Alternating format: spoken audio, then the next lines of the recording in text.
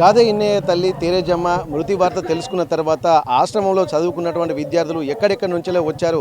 కొంతమంది ఉద్యోగాలలో స్థిరపడేటువంటి వాళ్ళు డాక్టర్లు ఉన్నారు, ఇంజనీర్లు ఉన్నారు, సాఫ్ట్వేర్ ఇంజనీర్లు ఉన్నారు. అలాగే కొన్ని వివిధ వృత్తుల్లో న్యాయవాదులుగా కూడా ఉన్నారు.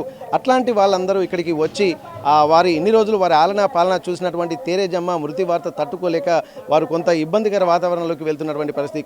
ప్రస్తుతానికి ఎక్కడెక్కడి నుంచో దూర ప్రాంతాల్లో స్థిరపడినటువంటి ఈ ఆశ్రమంలో చదువుకున్నటువంటి విద్యార్థులు కూడా ఇక్కడికి వచ్చారు. ఒకసారి వారితో మాట్లాడదాం, వారిని ఎట్లా చూస్తున్నారు అనేటువంటి విషయం మనం మాట్లాడేటువంటి ప్రయత్నం చేద్దాం.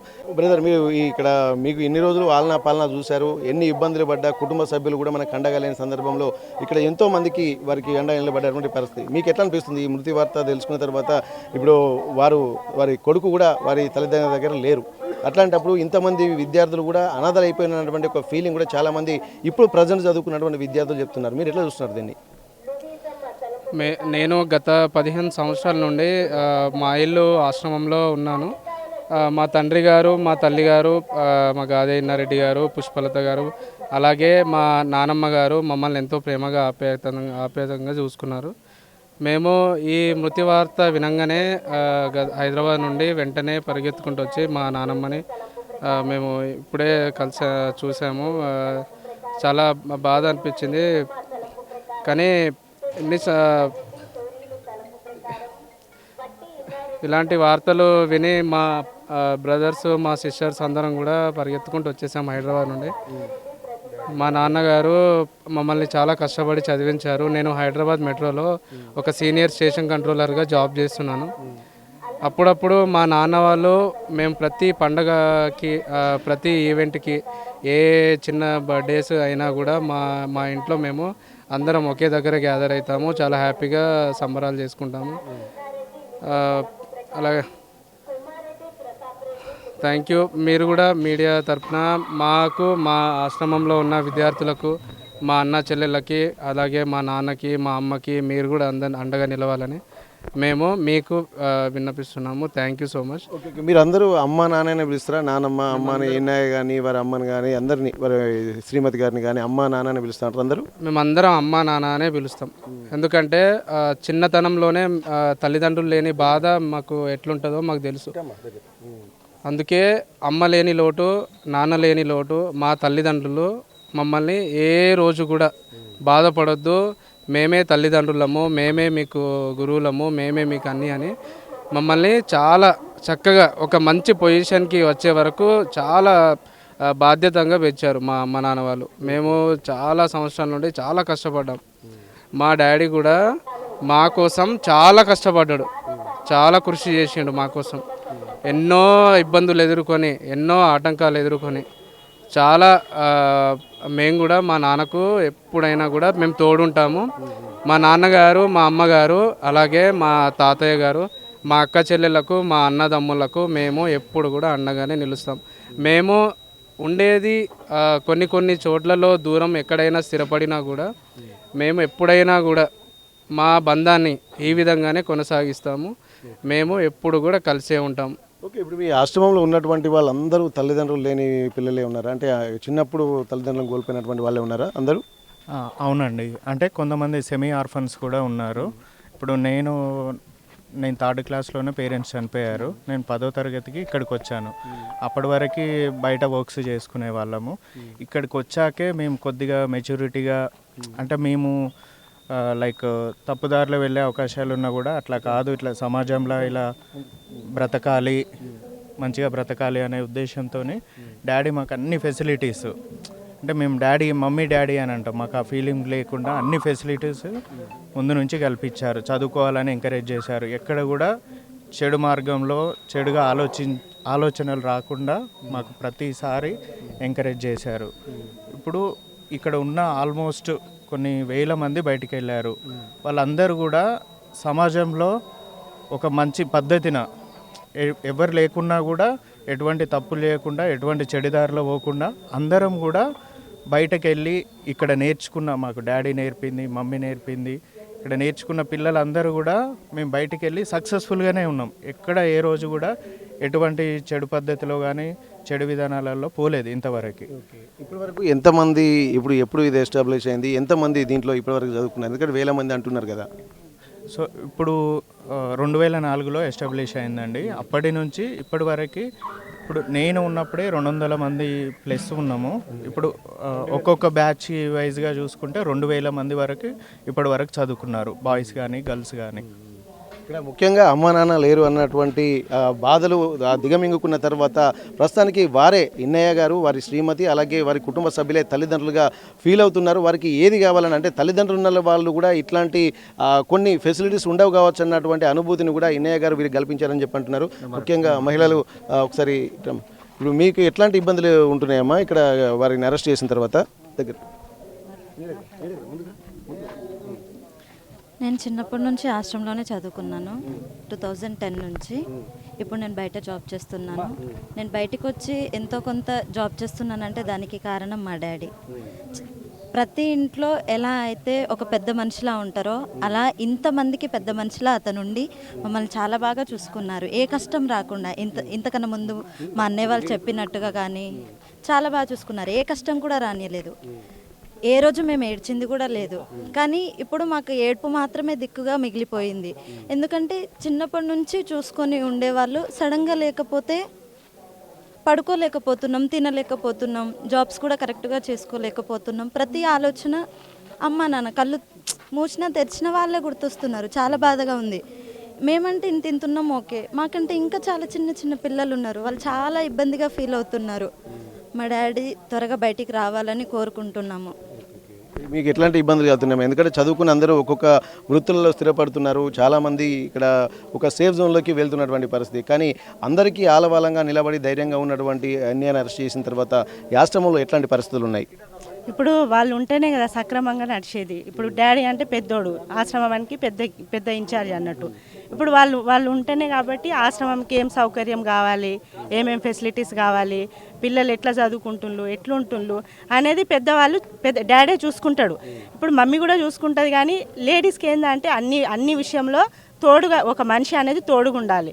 కాబట్టి డాడీ ఉంటే ఏంటంటే ఇప్పుడు ఇద్దరు పిల్లలకి ఏది పెట్టాలి, ఏది కావాలి, వాళ్ళకి బట్టల విషయంలో కానీ ప్రతి చిన్న విషయంలో సోప్స్ విషయంలో కానీ వాళ్ళ ఫుడ్ విషయంలో కానీ ఏ విషయంలో ఉన్నా ఇప్పుడు డాడీ మమ్మీతో మాట్లాడతారు, డిస్కషన్ చేస్తారు. పిల్లలకి తినడానికి అది కావాలి, ఇది కావాలి, తెప్పియాలి అని వాళ్ళు డిస్కషన్ చేసుకొని పిల్లలకు తెప్పిస్తారు. ఇప్పుడు డాడీ లేనప్పుడు మరి ఆశ్రమం ఎట్లా నడుస్తుంది?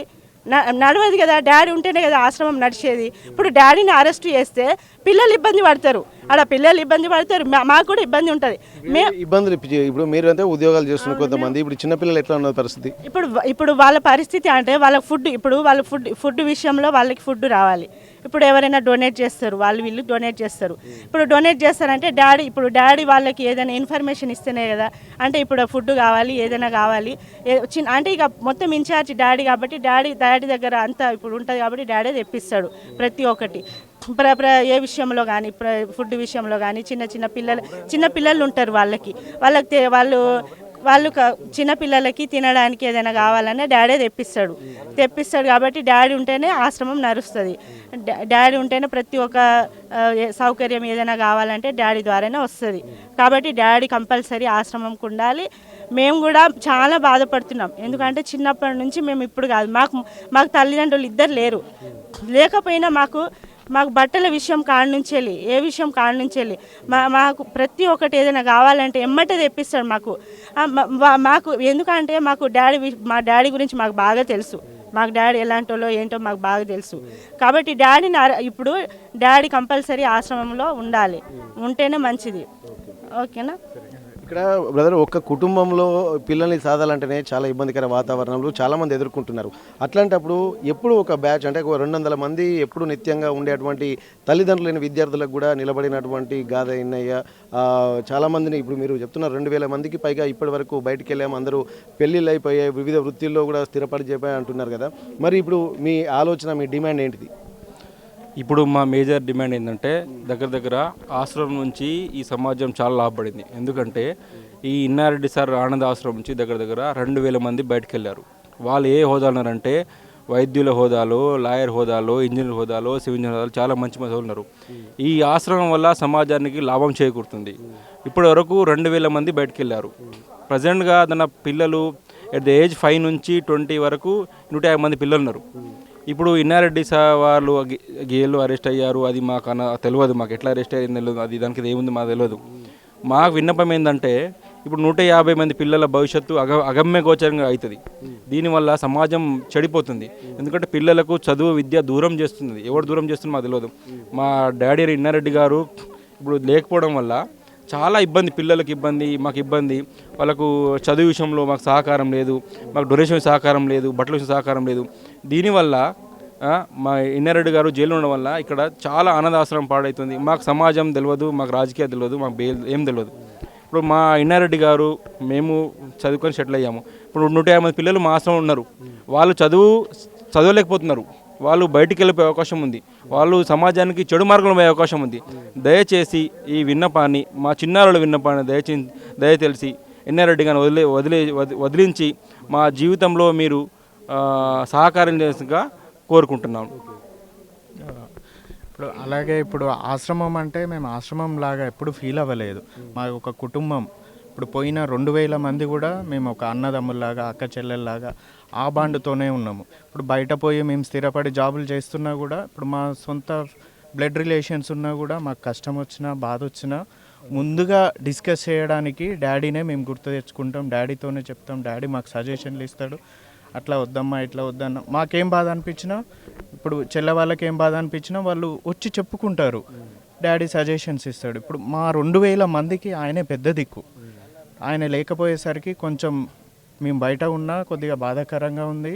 ప్లస్ పిల్లలకు కూడా చాలా ఇబ్బందిగా ఉంది. ఫండ్స్ రావడంలో అయినా కానివ్వండి, ఇప్పుడు ఈ న్యూస్ వల్ల ఫండ్స్ కూడా స్టడీస్కి ఫర్దర్ ఇబ్బంది ఉన్నది. సో ఇప్పుడు పెరోల్ పైన వచ్చారు. తొందరలోనే బెయిల్ మీద బయటికి వచ్చి మళ్ళీ ఆశ్రమం ఫంక్షన్స్ చూస్తారని చెప్పేసి మా అందరికీ పెద్ద దిక్కు వస్తారని మనస్ఫూర్తిగా ఆశిస్తున్నాం. ప్రస్తుతానికైతే ఇంతమంది ఇబ్బందులు పడుతున్నటువంటి నేపథ్యంలో, అంటే తల్లిదండ్రులు లేనటువంటి పిల్లల జీవన విధానం ఏ విధంగా ఉంటుందో చాలామంది తెలుసు. అనాథలను ఒక్కరు చేరదీసినా కానీ వారి జీవితం మీద ఒక భరోసా కల్పించినటువంటి వాళ్ళని దేవుళ్ళగా చూస్తూ ఉంటారు. కానీ ఇంతమంది, అంటే ఇప్పటి వరకు 2004లో ప్రారంభమైనటువంటి మా ఇల్లు ఆశ్రమం అనేది ఇప్పటి వరకు 2000 మందికి పైగా ఇక్కడ మాలాంటి ఎంతోమంది విద్యార్థుల్ని చేరదీసింది. తల్లిదండ్రులు లేని పిల్లలు ఉన్నారు, అలాగే సెమీ ఆర్ఫన్స్ ఉన్నారు. వీళ్ళందరినీ కూడా చేరదీసిన తర్వాత మాకు ఆలన పాలన చదువుతో పాటు విద్యాబుద్ధులు నేర్పించి సమాజంలో ఒక మంచి వ్యక్తులుగా మమ్మల్ని బయటికి పంపించారు.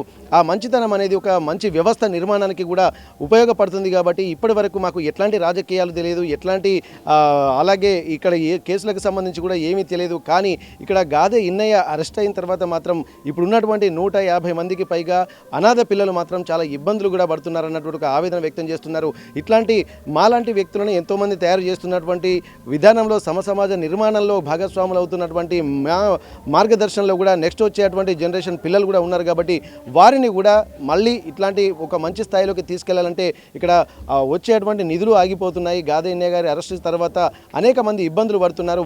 ఇవన్నిటి నుంచి బయటపడాలంటే ప్రస్తుతానికి పెరోల్ మీద ఇక్కడికి తీసుకొచ్చినటువంటి నేపథ్యంలో 48 గంటల గడువు విధించారు. కానీ ఇది పూర్తి స్థాయిలో ప్రభుత్వాలు, కేంద్ర రాష్ట్ర ప్రభుత్వాలు కూడా ఆలోచించి మళ్ళీ తమ నాన్నను మాకు ఇక్కడికి తీసుకొస్తే బాగుంటుందని చెప్పి అంటున్నారు.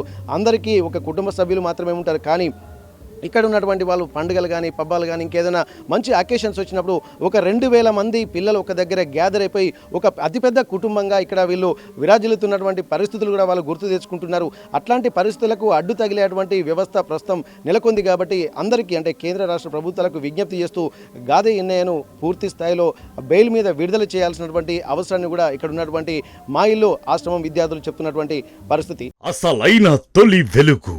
Follow WhatsApp @తొలి వెలుగు official.